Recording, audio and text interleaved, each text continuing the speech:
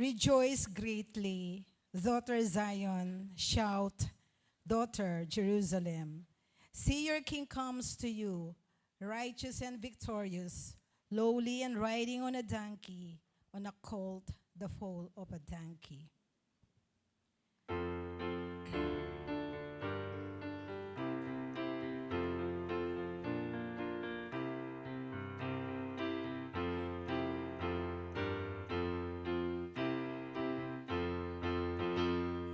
Angels we have heard on high, sweetly singing o'er the plains, and the mountains in reply, echoing their joyous strains.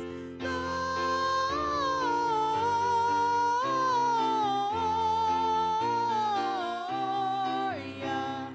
in excelsis Deo. Gloria in excelsis Deo. Shepherds, why this jubilee? Why your joyous strains prolong? What the gladsome tidings be, which inspire your heavenly song?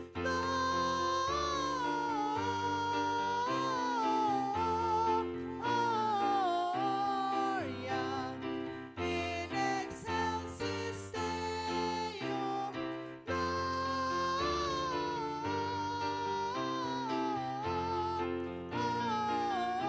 Gloria in excelsis Deo. Come to Bethlehem and see Christ whose birth the angels sing.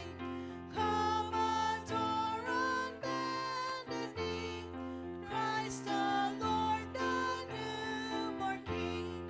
Gloria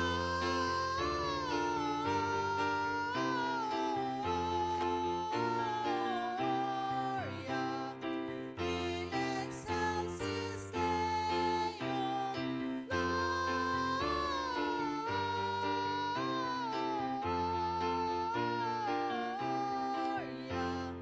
in excelsis Deo.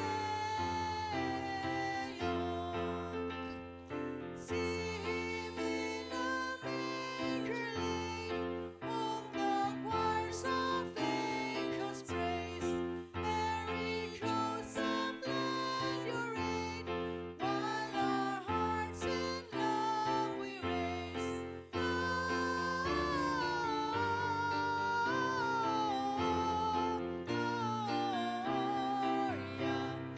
in excelsis Deo. Gloria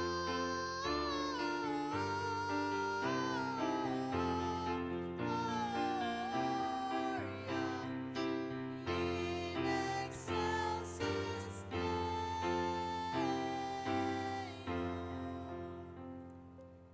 Let's pray. Father God, we praise and thank you for making it possible for us to be here to listen to your message. This is the last day of our Singabi, Father God, but it does not mean we will stop from here. Help us prepare ourselves as we wait for your coming. Bless our brother Alfie who will deliver or share the message. Give him the wisdom he needed. This way, we will be all blessed with the message that we will listen or hear from your son, Brother Alfie. This we pray in Jesus' name. Amen. Into my heart, into my heart, come into my heart, Lord Jesus, come in today, come in today.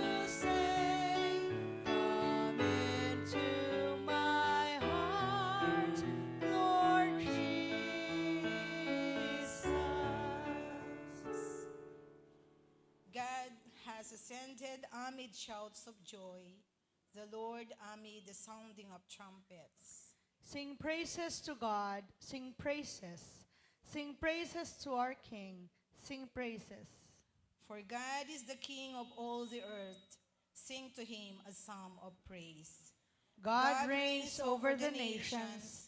God is seated on his holy throne. Glory be to the Father, and to the Son, and to the Holy Ghost, as it was in the beginning, is now, and ever shall be, world without end. Amen. Amen.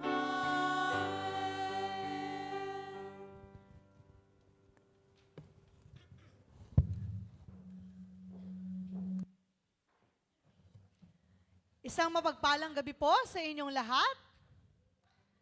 Good evening po. Ngayong gabing ito ay ang huling gabi ng ating pananambahan ng Simbang Gabi. At bukas naman ay ating Christmas program. Inuulit ko po, 4:30 po tayo bukas. 4:30 ng hapon at hindi po gabi. Pagkatapos po, huwag niyo pong kalimutan isama ang inyong mga anak at upang sila din naman ay makapag-celebrate ng ating Christmas program. Maghanda na rin po ang bawat lay organization sa inyong presentation para bukas. At sige nga po, tignan natin sino ang nakakumpleto ng Simbang Gabi. Tumayo! Sige po, tayo kayo. Tignan natin ang mga faces ninyo. Ayan.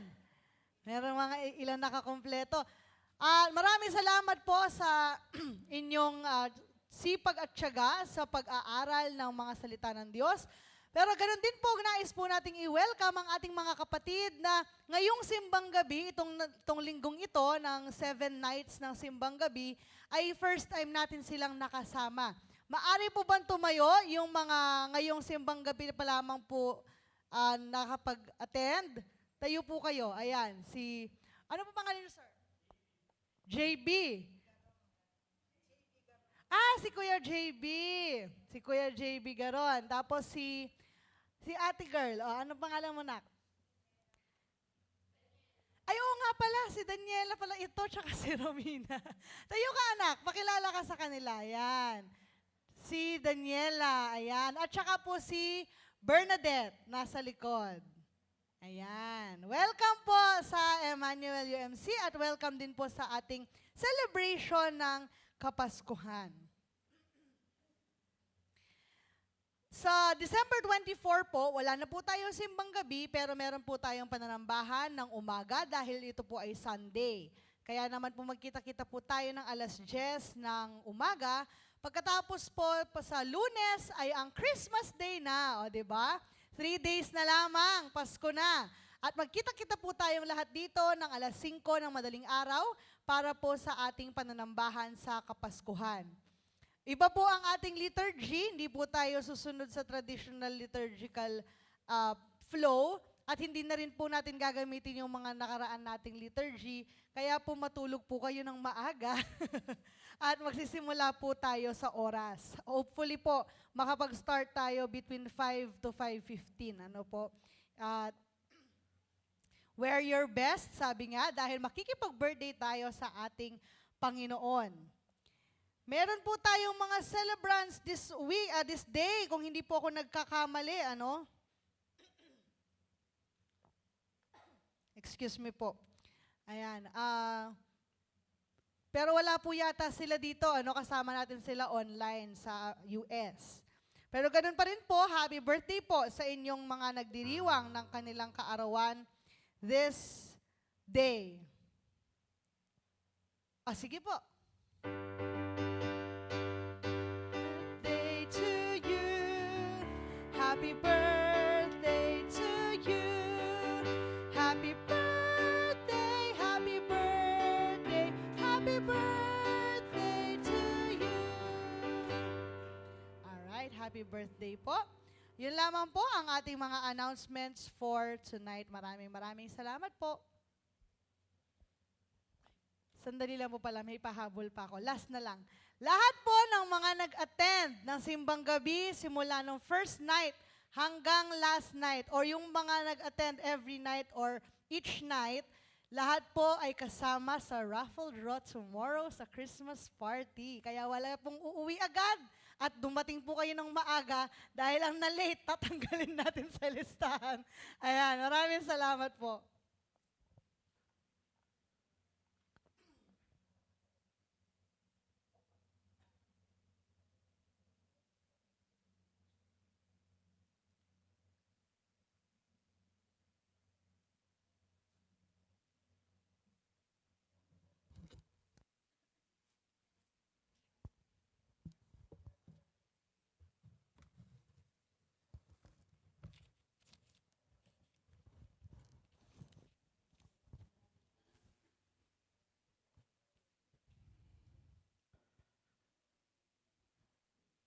Matthew chapter 2, verse 11. Pagpasok sa bahay, nakita nila ang bata sa piling ni Maria na kanyang ina. Nagpatira pa sila at sinambang ang bata. Inihandog din nila sa kanya ang mga dala nilang ginto, insenso at mira.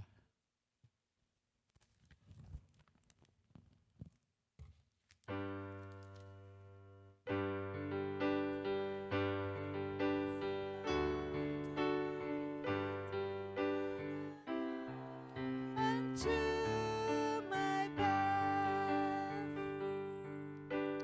thy word is a lamp unto my feet and a light unto my path.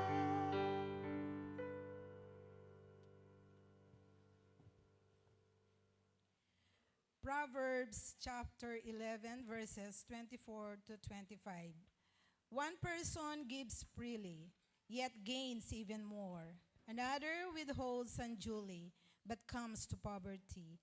A generous person will prosper. Whoever refreshes others will be refreshed. Gawin po natin ang pagkakaloob.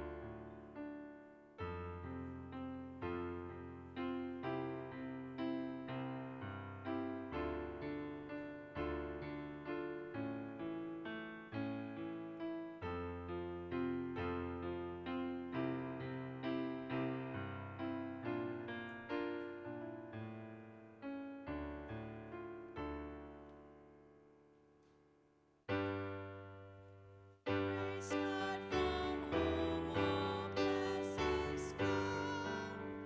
Praise Him, all creatures here below. Praise Him above, ye heavenly hosts. Praise Father, Son, and Holy Ghost.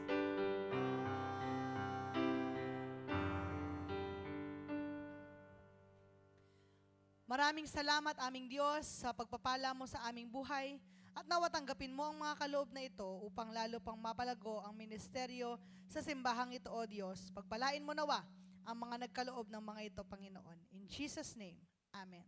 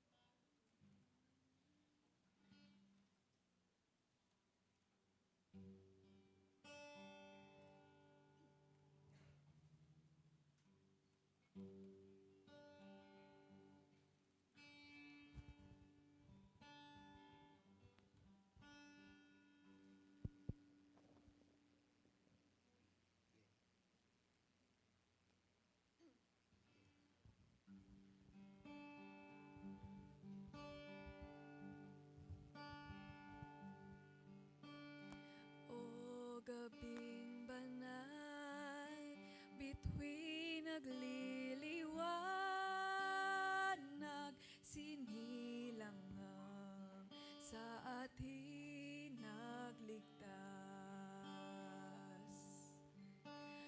Buong daigdig, tigib ng kasalanan, siya'y dumating, kaluluwa'y nagalak. Nagdiriwang,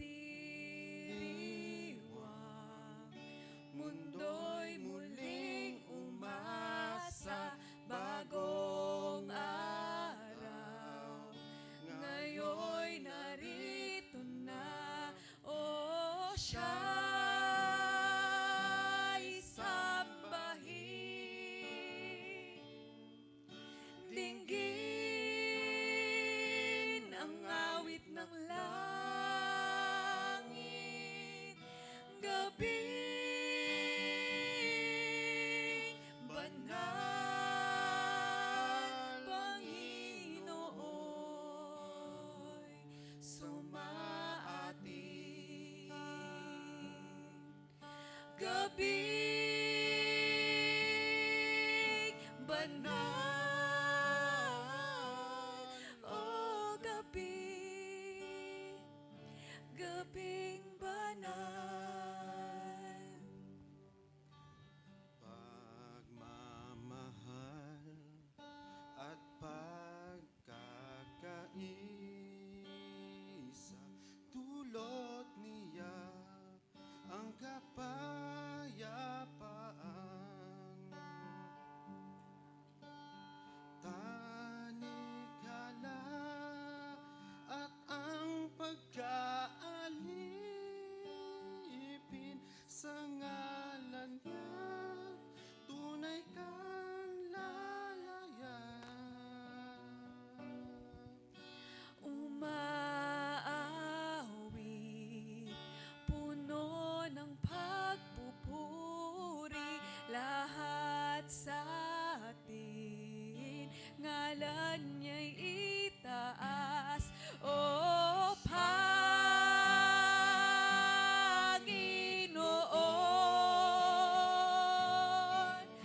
Purihin ka, O Kristo. Noel, Noel, dakila ka't itatanyag. Noel, Noel, dakila ka't itatanyag.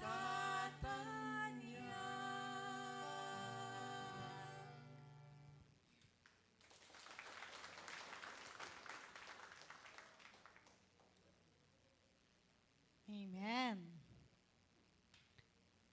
Nais ko pong ipakilala sa inyo ang ating speaker for tonight.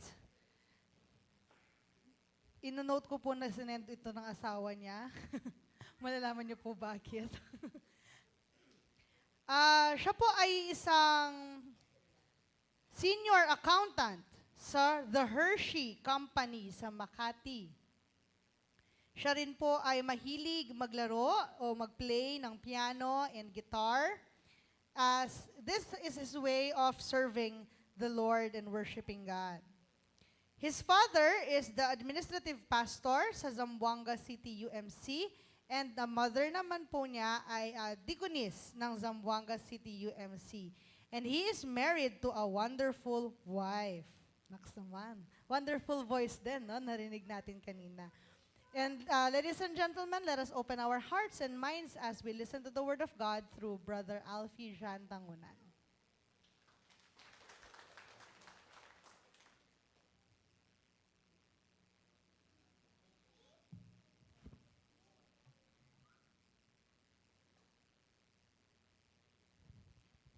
Good evening po. Good evening. Sayang, ganda na ang gaganda gagwapo natin, no? So, as malala ko, the last time po na andito ako na nag-sermon is, pastor nun yung babae din. Before ni Pastor Leslie, si Pastor Kat. So, magjowa pa kami nun ni Abby. Ngayon, babae pa rin yung pastor, asawa ko na.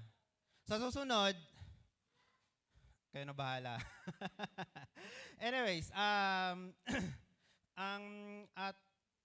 in connection with binasa kanina, I will basing my message for tonight on a very famous verse.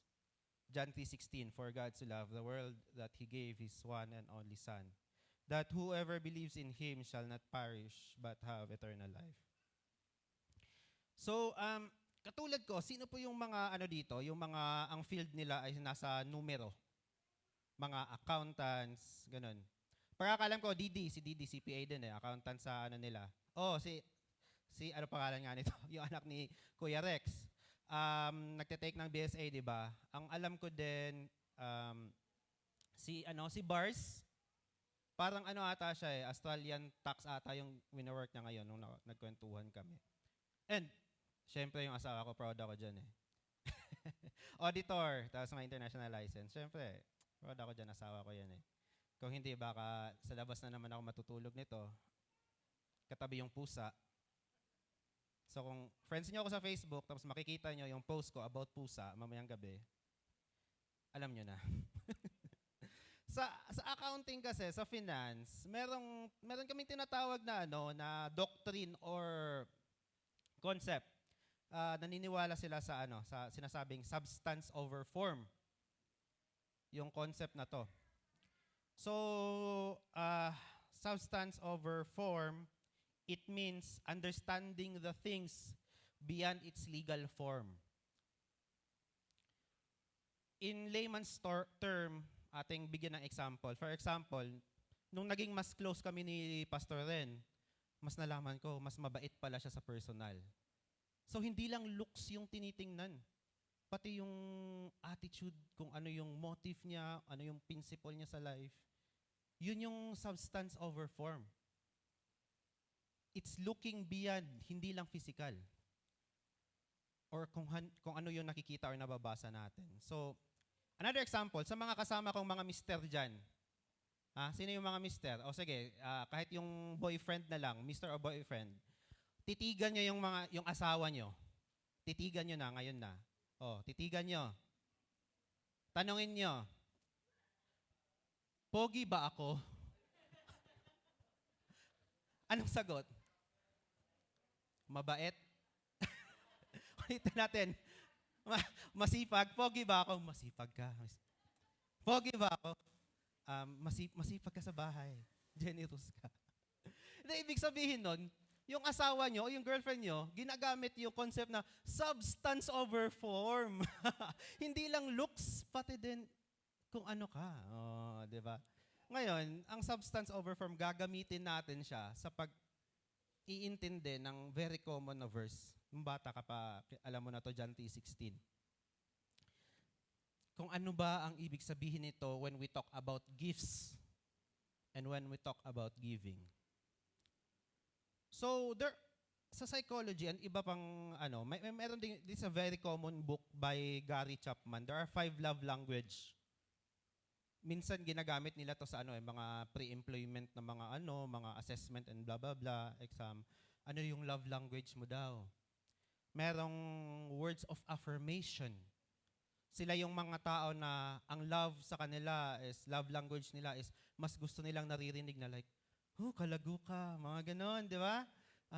Ang galing-galing mo naman. Ganon yung mga love language nila. Acts of service.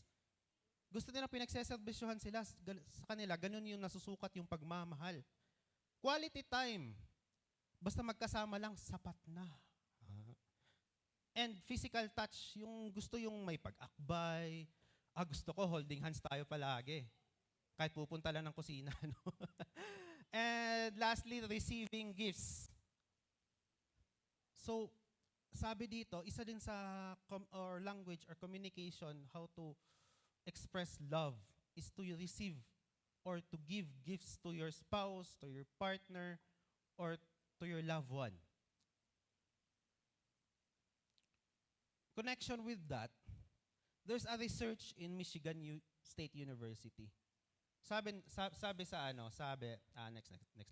Sabi sa research na to, sa Michigan State University, there are 5 common na mga reason why people give but nagbibigay yung tao. Number 1, for them, giving makes sense. People give because of their sense of belonging to the act of giving.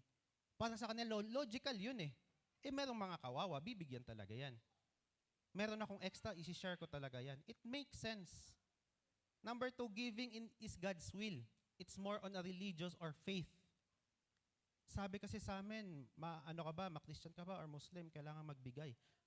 Share ko lang, yung mga actually, nag-aral ako sa Mindanao State University, yung mga Muslim, in the terms of Ramadan, in the time of Ramadan, yung nag-fasting sila. Pagdating ng paggabi, diyan na sila kumakain.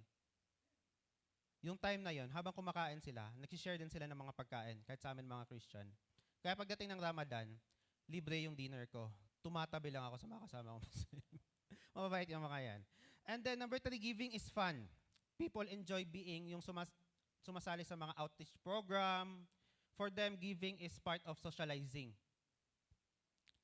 Number 4, giving feels right. There's a sense of fulfillment sa kanila. Number 5, giving is good for business. For them, giving is, kung natin may extra ka, binibigay talaga yan. Number 2, there are people na mga businessman. Sa tax kasi, if magbibigay ka into charity, merong tax benefit. So, it's good for may mga company na mayroong mga charitable na mga acts. Kasi pwede nilang i-report yan. Number 6, giving in return. Ito yung nagbibigay at the near future, humihingi ng kapalit. Hoy, ako yung nagbigay sa'yo ng ganito ha. Exchange, binigyan kita ng 1,000 ng regalo, dapat 1,000 din yan. Ganun. Number 7, giving is a family tradition. Kultura na namin yun eh. Yan yearly, meron daw kaming ganito, ganyan. Nagbibigay kami sa ganito. Meron akong mga nakikita mga family or certain individual. Every Christmas, pumupunta sila sa mga lansangan. So, thank you. So, nagdadrop sila ng mga lunch pack. Iba, spaghetti, food. Iba is mga kumot sa mga people in the streets. So, it became their family tradition. It's nice. Napakaganda ng mga ganon. Now,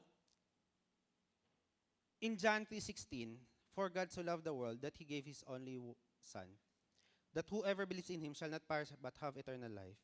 My first point here is, number 1, God gave out of love. Kasi sabi niya, for God so loved the world that He gave. Ganda nun, no? Di ba? That He gave. Ano yung rason niya? Why God gave? Because of love. Ang ganda nun. So, when we talk about God's gift, no strings attached yun. Walang kapalit yun. Walang kontrata yun. Di nyo ito matatawag na exchange kasi, like, for example, hindi naman sinasabi ng Diyos na dapat nakumpleto mo yung simbang gabi para bibigyan ka niya. Hindi din sinasabi ng Diyos na dapat nagte-10% ka tithes every Sunday para mapagbigyan ka. Lalo't lalo na hindi sinasabi ng Diyos na dapat maging masunurin ka or you should love your neighbor para makatanggap ka ng blessing sa Kanya. But God gave just because He loves us. I just want to share, 7 months na kaming kasal, ang cute pa lang. Nagkakakitaan na kami ng differences ng wife ko. Wala. Bisaya ako actually. Na-inlove ako sa Kapampangan. Talagang merong mga kakaiba yan. Talagang nasa-inlove ako sa Kapampangan. Paano ba kaya ang sarap magluto? O diba? Kaya tinatawag tayo na culinary capital daw tayo ng Pilipinas. Dati hindi ko gets yun. Pagpunta ko dito, kaya pala. I just want to differentiate. Kapampangan and Bisaya cuisine is opposite. Napaka-opposite niyan. Bakit? Kami mga Bisaya kasi, we don't want any complication sa kusina. Like, admit ko yung tamad talaga kami sa kusina. For example, may bagong huling isda, presko yon, binili mo. Paano kami mga Bisaya? Ay, wag nang lutuin yan, lagyan lang ng suka, lagyan na ng asin, kilaw, ganon. Ganon yung sa amin eh. Wala nang luto-luto, basta nakakain naman yan, lagyan lang ng kain. Pero mga Kapampangan, may isda, pompano, 450 ang kilo. Anong gagawin? Sweet and sour. Oh, ganda. Hindi papakabog yan. Dapat merong sauce. Dapat merong spice. Ganun yung Kapampangan. Another example, pork or baboy. Kami mga Bisaya, makita namin yan. Ang nasa isip talaga namin agad, tuhugin lang yan. Lagay mo sa uling. Lechon. Kaya pupunta tayo sa Cebu. Ano yung usong pagkain doon? Lechon Cebu. Mga Bisaya yon.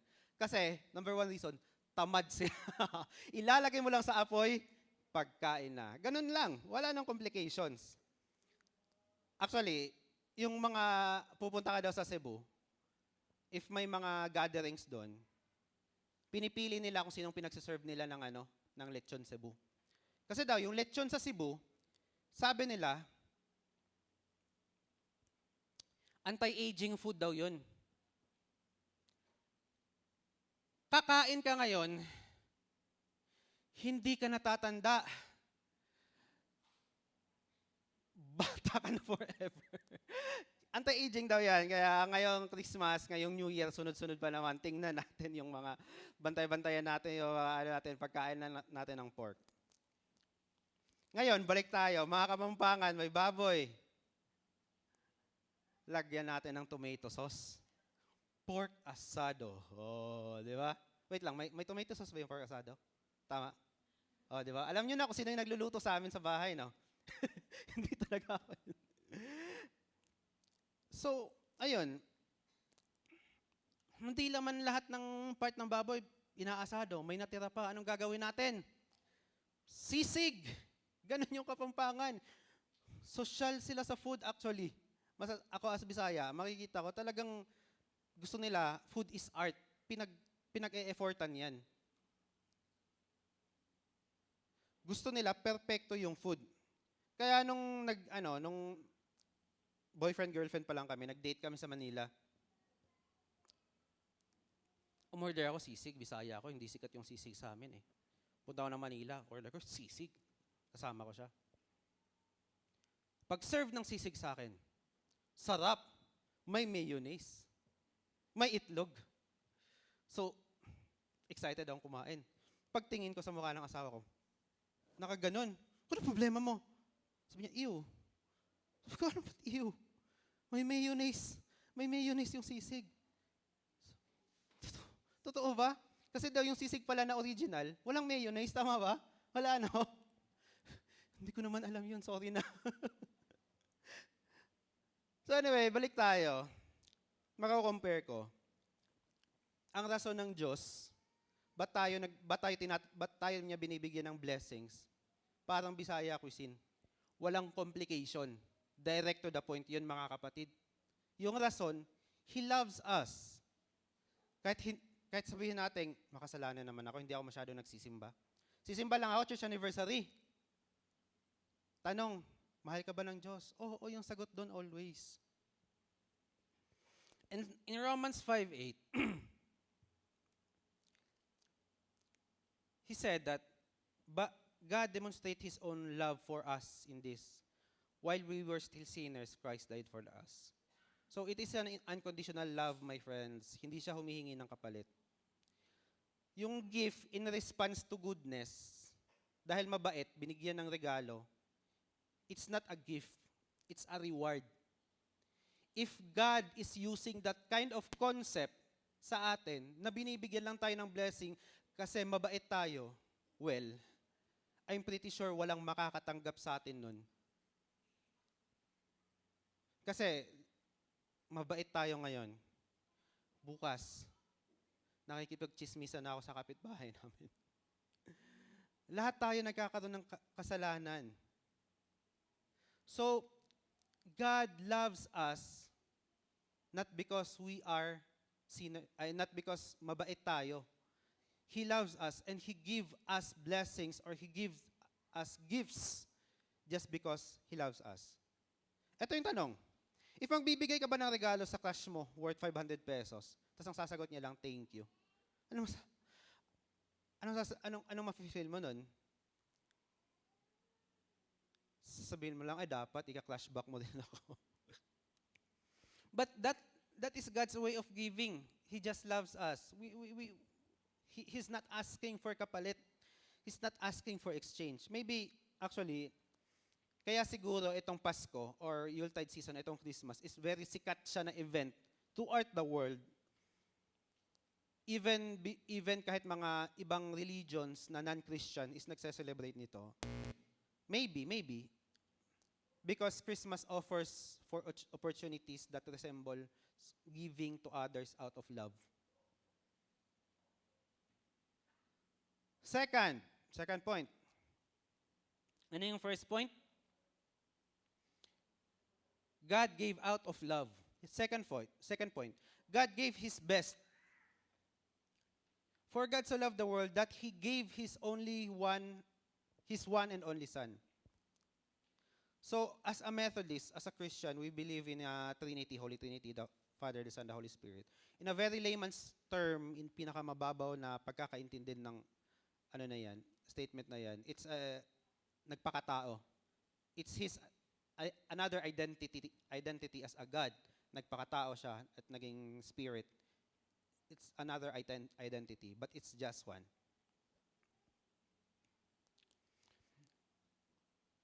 So God gives His best. Always nakalaan sa atin ang best plan ng Diyos. Why? Anong yung proof nun? Kasi sinacrifice niya yung identity niya, yung God as person.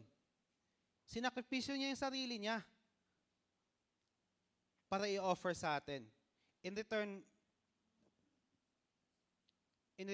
I always wanted to offer to God the best offering possible that I can give. So, nakikita niyo ako minsan when I play the keyboard Sunday Mass, I do my practice talaga even 2-3 days before Sunday worship.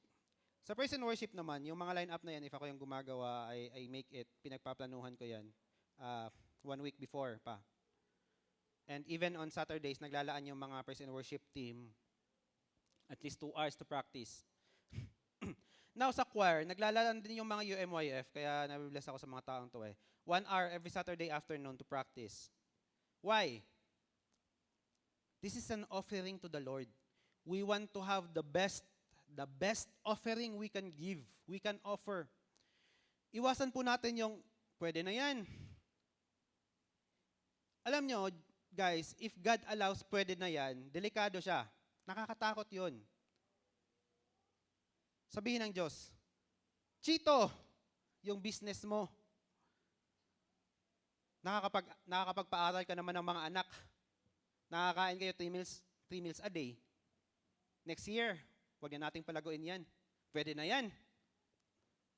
Sabihin niya sa akin, Alfie, total, beyond minimum wage ka naman, tapos nakakain ka din ng maayos. Pwede na yan, huwag na kitang i-promote. Sa mga estudyante, baka sabihin ng Diyos, yung exam nyo, pumasa naman kayo 75%. Okay na yan, pwede na yan. Friends, when we offer, we think God of which He gave the best. We offer the best possible. Now, question. Magpa-practice na ba tayo ng choir every Saturday? Siyempre, may mga appointments naman tayo, no? Maintindihan nyo ni Pastor, maintindihan nyo ng mga young people. Pero ito yung suggestion ko. Listen to the choir piece at your most convenient time. Kantahin nyo yon habang nagche-check out kayo sa Shopee, sa bahay nyo. Kantahin nyo yung -1, nagluluto kayo. Ganun lang. At least, pagdating ng Sunday, praktisado naman. Meron tayong best. My ate, she became a GBGM missionary sa Africa. Pag uwi niya, ang dami niyang story sa akin. So, isa to sa mga story gusto kong i-share sa inyo. There's a missionary in Africa na kawawa naman. May, ano ba yan, yung sa sakit sa buto, arthritis ba? He depends on goat's milk for source of his vitamins. So, one day, yung tribal leaders, pumunta sa kanya, sa missionarying to. So, after how many minutes of talking, naging obvious, sabi ng missionary, parang interested yung tribal leader sa kambing. So, nakita niya, sabi niya, he decided to give the kambing to the tribal leader out of gesture, kindness. And iniisip niya din, I want to earn the trust of the tribes, buong tribo, para ma-share ko yung gospel ng Diyos. So, without the goat's milk, yung missionarying yun, sumasakit yung tuhod. Wait, let's rewind. So, in return, binigyan siya ng tribal leader ng sungkod. Para kung sumakit yung tuhod niya, pwede niya pang sungkod. So, after how many days, sumakit nga yung tuhod. Kasi wala siyang naiinom na goat's milk. Pumunta siya ngayon sa village. Gamit yung tungkod. Naghanap siya ng tindahan. May nahanap naman siyang tindahan. Sabi niya, pabili na nga ng gatas. So, binigyan siya ng gatas. Nung magbabayad na siya ng kakarampot niyang pera, nagdininay. Hindi tinanggap yung pera. Instead, sinabihan pa siya ng nagtitinda, sabi niya, kahit ano pong kailangan niyo, sabihin niyo lang, bibigay ko po. So, nagtaka siya, bakit? Sabi ng tindera sa village, sabi niya, yung hawak niyo kasing sungkod na yan, it's a scepter of leadership ng tribe namin. It's a symbol. So kung sinong may hawak na yan, he is entitled to everything in this village. So Romans 8:31-32, sabi ng Diyos, if God is for us, who can be against us? In other words, since God gave us His one and only Son, we can be confident that He will give us everything. I say everything that make us happy, that make us satisfied in our life. So God's example of giving His best is our model for how we are to give in order to experience joy. May mga ibang tao, they give what's left. Mga leftovers lang pinamimigay. Leftovers ng time, leftovers ng effort, leftovers ng kung ano lang natira sa pera, leftovers ng hindi na tithes yung binibigay, kundi ano lang yung natira. And I can say that there's no joy in that. If we are to give, we are to give our best. When we give people our words, we give positive and truthful words that builds up. When we give people our time, we give them our full time and attention. When we give people our service, we give them our best ability and attitude. In doing so, hindi ka lang nakakapagpaligaya ng tao, deep inside, nagiging maligaya din ang Diyos para sa iyo. Number 3. Mga ano po to, mga 10 points po to. Ay, sarap pa naman kumain ng puto bumbong mamaya. Ay, walang puto bumbong? Mag-crave tayo ng puto bumbong mamaya. Number 3. God gave according to need. Sabi niya, that whoever believes in Him shall not perish but have eternal life. This is said in John 3:16. Actually, even in John chapter 2. Ang mga famous stories in John chapter 2 is yung water turned into wine, and before chapter 3, si Jesus may nirebuke siyang mga money changers sa temple. So on those times, napansin ni Jesus that people on those times are starting to question their identity, asking their life's purpose. Thus, in John 12, verses 46, he said, I have come into this world as light, so that whoever believes in me may not remain in darkness. People in early chapter in John is nangangailangan ng direction. Thus, when nag-sacrifice si Jesus, it's a timely need for them. And until now, it's always a need for us. It is the need to reconnect with our God. Imagine this, ladies and gentlemen. Yung buhay na walang Diyos, ano ba yon? It's just like a machine. Walang purpose. Para tayong mga robot, wala tayong free will. Ang buhay nagiging disposable na lang. Yung relationship, nagiging very temporary. So, if naaalala nyo, yung story of Moses, yung before 10 Commandments, they didn't feel daw. But, I mean, they felt na iniwan sila ng Diyos. Gumawa sila ng Diyos-Diyosan.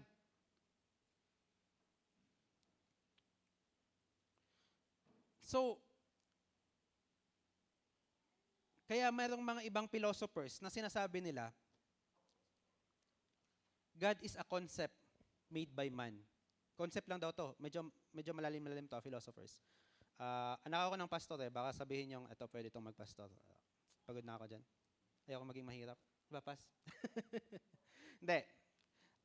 Kidding aside, I always receive those kind of words. Kasi bata pa lang ako, sumasali ako annual conference Sabi, Alfie, ba't hindi ka magpastor? Ang sinasagot ko, ayoko maging mahirap.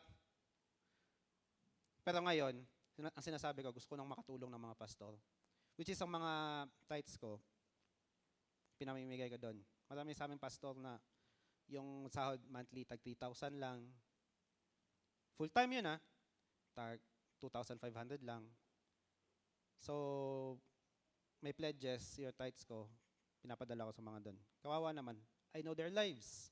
Lumakay ako sa ganun So anyway, sabi ng mga ibang philosophers, ang God daw is a concept made by man. Concept lang daw siya. Kasi napapansin ng mga philosophers and other psychologists, the need for a God is, pwede siyang maging addition sa, yung Maslow hierarchy of needs. The need for a God is para siyang makikonnect natin sa parang a person needs food and water to survive. Thus, yung tao daw, gumawa ng image of God for them to satisfy their need for a God. But for me, personally, it's contradicting. At the first place, it is very evident, even in that Old Testament, sa yung story ni Noah, people really need a God. That's why, yung earth ng time na yon, ni-refresh, ni-wash out ng flood. So, for me, it's more like a pre-existing need for a human, just like a person needs food, person needs water, person needs relationship to survive. Person needs a God to survive. Here's the beauty kung paano kagaling yung Diyos sa buhay ko. I will be giving a testimony There's a lot of moments nung college pa ako, sinasabi ko lang talaga, pinagpe-pray ko lang talaga, God, please give me a stable job. Yun lang. That won't hinder me my ministry. And yet now, God gave me more than I asked. He gave me a good company, good employer, of which very flexible. Offered me a very flexible working environment. Kaya nakikita nyo pa ako every Saturday and Sunday. Pero if nakikita nyo ako every Saturday and Sunday, nakikita nyo ako medyo sabaw na. Stress kasi ako noon every weekdays. Pero, kahit na-stress or pagod ako sa weekdays, nilalaan ko yung oras para dito kasi I find peace and rest here. Going to church, reconnecting with God, praying with your co-Christians, for me is home. For me is rest. That's why, pagdating ng Monday, sabak ulit. I know sometimes when we pray to God, we ask to God, our prayers minsan na-delay, minsan nga hindi sinasagot. Yet, God knows our need. He may not give you what you want, but for sure, He will give you what you need. He knows what to give, and He knows when to give. So God's example of giving according to our need is a model na dapat nating kopyahin. If magbibigay ka sa mga taong lansangan ng ano yung kailangan nila, it's a very fulfilling feeling. It's a very personal fulfillment. You met their need. Magbibigay ka magbibigay ka ng advice, magbibigay ka ng comfort sa mga taong heartbroken, sa mga taong namomroblema. You can feel joy deep inside kasi you met their need. The need for encouragement. So we should imitate, ladies and gentlemen, we should imitate God on the way we share things to others. So, Billy Graham, it's a American matandang pastor and evangelist. In-interview siya ng isang journalist. Kasi buntis yung wife ni pastor. Tinanong siya, Pastor, anong gagawin mo if yung anak mo na nasa napupunan pa is magiging ADHD or magkakaroon ng Down syndrome? Ang reply ni Billy Graham, isang pastor, sabi niya, simple lang, mas mamahalin ko pa yan. Kasi it means he would need more love.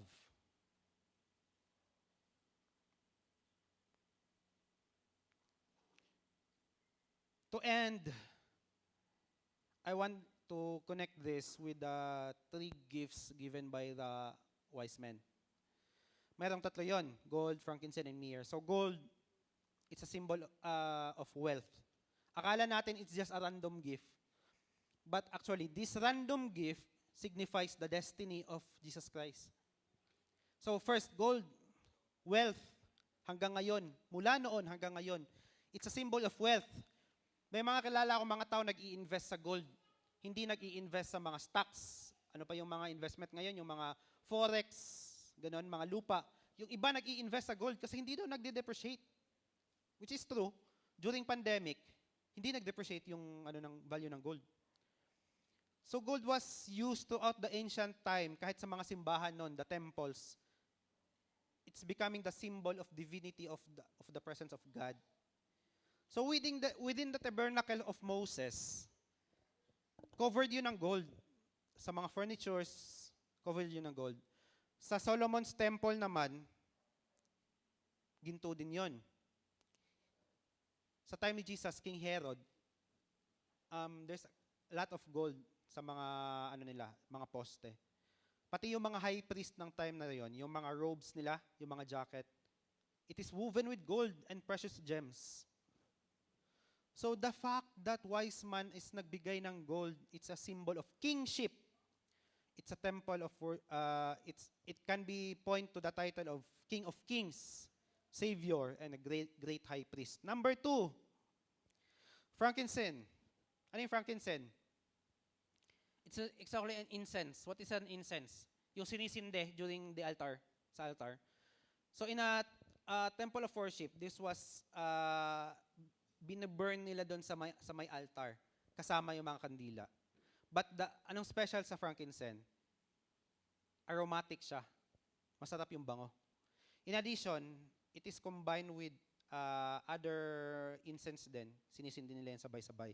So there's a proof on that. According sa Psalms, yung mga Israels, when they light an incense, yung usok nun, actually, it means that it's reconnecting to God. And then, yung tatay ni John the Baptist, yung prepare ye the way of the Lord, yung tatay niya, sino? Si Zechariah. Sa Luke 1, si Zechariah, nagkaroon siya ng vision. Nandun siya sa altar. Nagkaroon siya ng vision ni Gabriel. Sinabihan siya, yung magiging anak mo, si preparer ng daan ng Diyos. During his vision, ang nakapag-trigger noon, merong frankincense. May incense ng frankincense sa tabi niya sa altar. Number 3, myrrh. If ang frankincense is an incense, ang myrrh is an oil. Which is, same sila ng frankincense, mabango. Ang myrrh is, hinahalo siya sa mga olive oil. Ito yung nilalagay sa mga ulo when you anoint King David, mga ganon. Ito yung nilalagay sa ulo. Until sa Jerusalem temple. So, but yung myrrh is very common. Ginagamit siya sa patay, sa burial. Bakit? Dati kasi walang embalming. Yung myrrh is binabalot nila sa katawan ng naaagnas ng patay para yung amoy hindi nang naaagnas ng patay. Matatabunan siya ng amoy ng myrrh. So yun. Another proof, according to Gospel of John, si Nicodemus, nagdala siya ng 100 pounds of myrrh para ibalot sa katawan ni Jesus Christ ng time na yun. So what's the symbolism of this? 3 gifts. Next slide. Gold, Jesus is king. Frankincense, divinity, he is a God. And myrrh, as part of the common na ginagamit sa burial, he's a sacrifice. So it's not a random gift, it's a destiny. Lastly, ang dami kong last eh. Ito, last na to, sure na to. Another story for me, from my ate sa Africa. Isang estudyante, grade school student, nagdi-discuss kasi yung teacher, sabi ng teacher na ang regalo ay isang pagpapahayag ng aming mga kagalakan sa pagsilang ng Diyos during Christmas time. So nakikinig yung nakikinig yung batang yon. Sabi ng teacher, hindi lang doon ang pagreregalo is simbolo ng aming pagkakaibigan sa isa't isa. So nung sumapit ang araw ng Pasko, yung batang yon, nagdala siya ng isang seashell. Wala namang dagat sa Africa. It means, naglakbay pa ng ilang miles yung bata. So bigla yung teacher, saan mo galing to? Ang ganda naman ito. Sa kanila, they're very precious na yung mga ganun eh. Makakakita sila ng bagay na wala sa kanila. Precious na sa kanila yon. Pagpunta nga ng ate ko doon, tinawag siyang Korean. Yung ate ko, kakulay ko lang. Sabi ko, paano ka naging Korean? Sabi niya, biniro kong ganun. Anyways, so sabi ng teacher, saan mo galing to? Sabi niya, ay teacher, galing to sa ganitong lugar. Which is she research. Ang layo. Sabi ng teacher, bakit mo pa kailangang maglakbay sa lugar iyon para mabigay sa akin tong regalong to? Easy lang, sagot ng student, sabi niya, the long journey is part of the gift. Ladies and gentlemen, ang Diyos ay dumating mula sa langit patungo sa sabsaban. Mula sa sabsaban papunta sa krus, galing sa krus papunta sa libingan. Libingan pabalik sa langit. It's very complicated. It's a very long story. Hindi ba kayo curious ba't umabot sa ganong complication yung buhay ni Jesus Christ? Well, that very complicated story, that very long journey, is actually part of the gift to us. This Christmas season, this message for tonight wants to remind us that when we give gifts, we put love to it. And when we give gifts, and when we offer to the Lord, put your best. And finally, offer to the needy. In the name of the Father, the Son, and the Holy Spirit. Amen.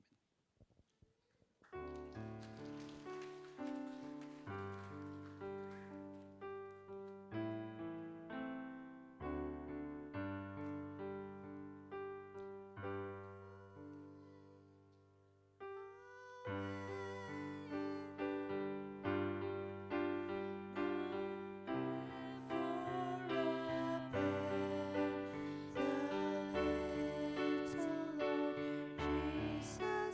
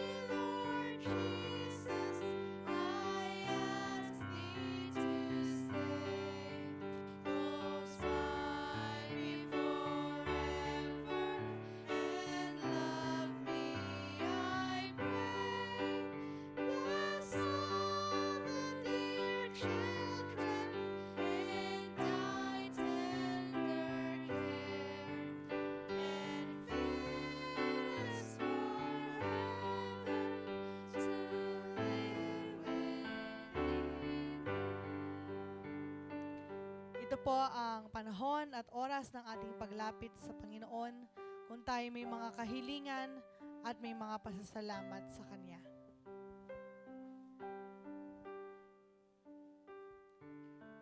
Let us pray. Lord God, our Heavenly Father, maraming salamat aming Diyos sa iyong mensaheng ibinigay sa amin ngayong gabing ito. Salamat, Panginoon, sa iyong pagmamahal. Pagmamahal na wagas at walang katulad. Pagmamahal na walang kahit ano ang makakatumbas.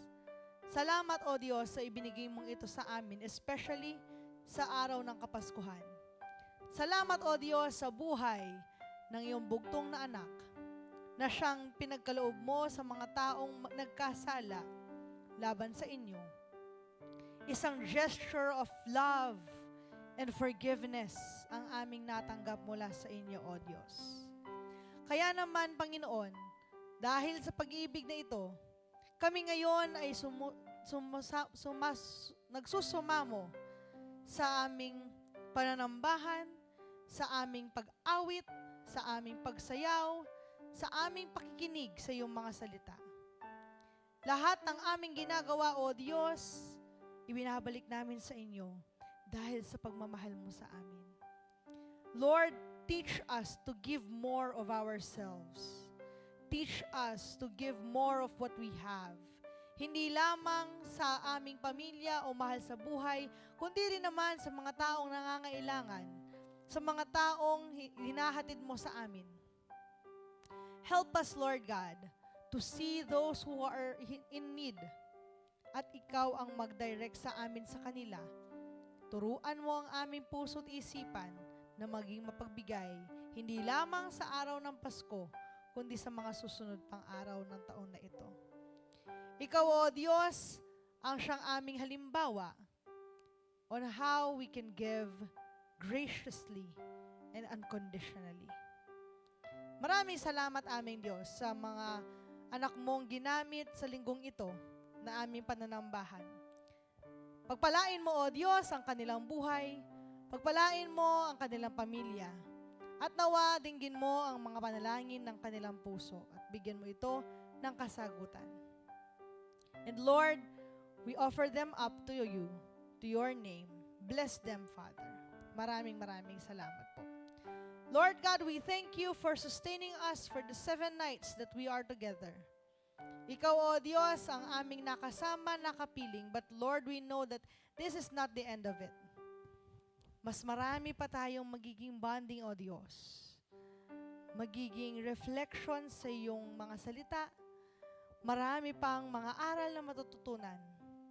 Lalo't higit sa darating na taon na ito. Kaya naman, Panginoon, hinihiling namin ang iyong banal na Espiritu na pumagitna sa amin. At sa paglabas namin sa simbahang ito, bitbit namin ang pananampalataya na sa iyo lamang, O Diyos, nakahawak. Sa iyo lamang nagtitiwala. At ang pag-asa at ang pagmamahal na nagmumula sa iyo ang ibabaon namin sa aming mga puso. Lord, help us and sustain us every day of our life. We give you glory and we give you thanks in the most mighty name of Jesus. Amen. Let us open our hands in the gesture of receiving. The Lord bless you and keep you. The Lord make his face shine upon you and be gracious unto you. The Lord lift up his countenance to you and give you peace, now and forever. Amen.